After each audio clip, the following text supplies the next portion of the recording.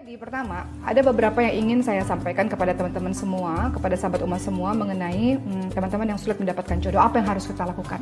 Pertama adalah memang kita luruskan niatnya untuk menikah adalah betul-betul kita untuk mencari ridha Allah Subhanahu wa taala. Oke. Jadi niat itu landasan dari semuanya perbuatan. Jadi niat kita semata-mata kita mau menikah bukan karena takut dibilang perawan tua, bukan karena ini, bukan karena itu, tapi bukan karena desakan dari banyak orang. Oke. Tapi memang betul-betul mau menikah, mau bangun rumah tangga yang baik, mau cari ridha Allah Subhanahu wa taala. Kemudian yang kedua tadi ya untuk teman-teman yang Allah takdirkan memang masih dalam masa pencarian.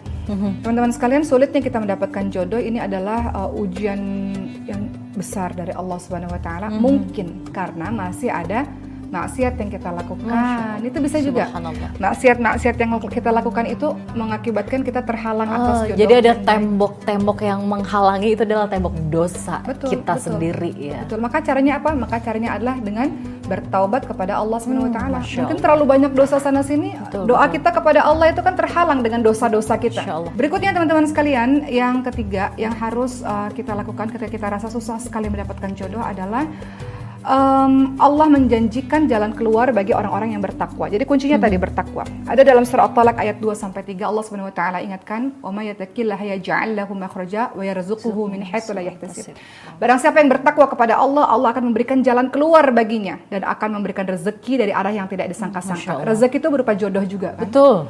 Jadi ternyata Allah minta kita bertakwa terlebih dahulu. Ya sama hampir sama seperti yang tadi sebelumnya. Berarti memperbaiki hubungan terlebih dahulu kepada Allah ya. Betul. Ya kemudian kita lanjutkan lagi, nasihat untuk mereka-mereka yang merasa sulit mendapatkan jodoh adalah Rasulullah berkali-kali mengingatkan, utamakan sisi agama. Untuk urusan-urusan lain memang kita punya standar tersendiri, tapi cukup longgarlah dengan itu.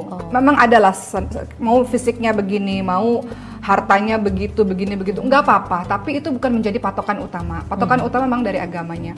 Makanya Rasulullah katakan kalau ingin memilih pasangan ya lihat dari hartanya, lihat dari fisiknya, lihat dari keturunannya, tapi lebih baik lihat dari agamanya. Jadi urutan pertama adalah hartanya.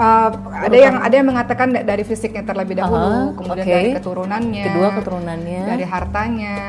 Yang paling baik adalah dari agama. Intinya di urutan terakhir adalah agama. Mengapa di urutan terakhir agama, Uma? Ada sejarahnya atau gimana, Uma? Bukan berarti urutan terakhir artinya dilihat yang paling terakhir. Justru yang paling baik itu Rasulullah ingatkan pada kita pilih agamanya. Hal ini dijelaskan kembali oleh Hasan Al-Basri. Kenapa harus pilih agamanya?